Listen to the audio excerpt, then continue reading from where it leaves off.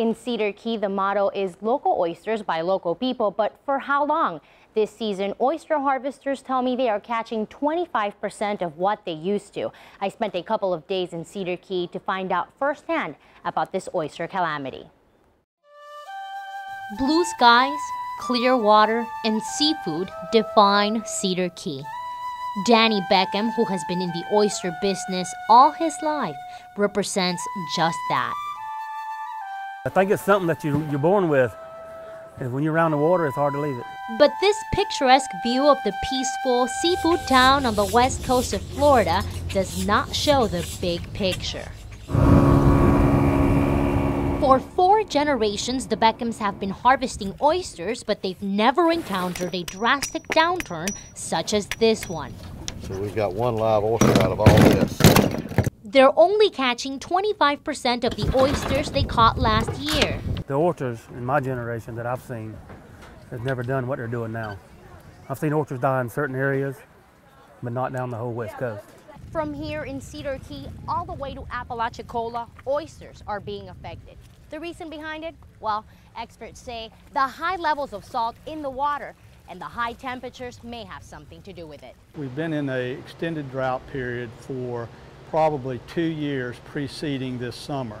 And then with Hurricane or Tropical Storm Debbie, we had an extreme amount of rainfall in the coastal areas.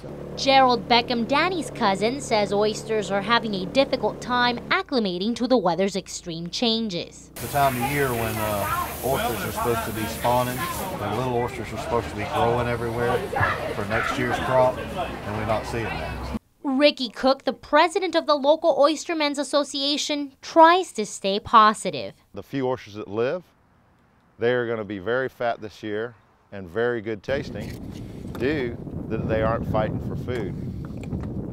Relying on the oysters now is for the families is not possible. We keep hoping for help from the state. Whether they will or not, I don't know. But I know we need their help.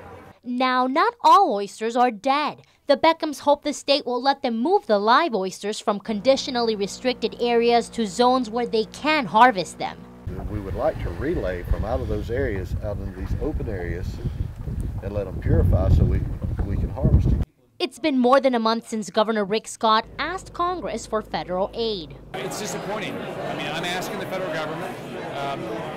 We call them, we've sent them letters, we've asked them for their assistance. They haven't done their job. I don't understand it. But I think that's a legitimate issue. We don't know what's going to happen because of all the politics. The Beckhams remain hopeful for the day Congress or Mother Nature will finally move. I don't know. I won't never let it go. And this is my inheritance. This is what my father and my grandfather left us. Gerald tells me it's easy for others to file for unemployment, but for them, that won't happen. In the meantime, they will wait for Congress to respond to Governor Scott's request. If granted, it will work towards restoring the seafood population and provide economic relief to communities on the bay, such as Cedar Key. Stephanie Bechara, TV 20 News.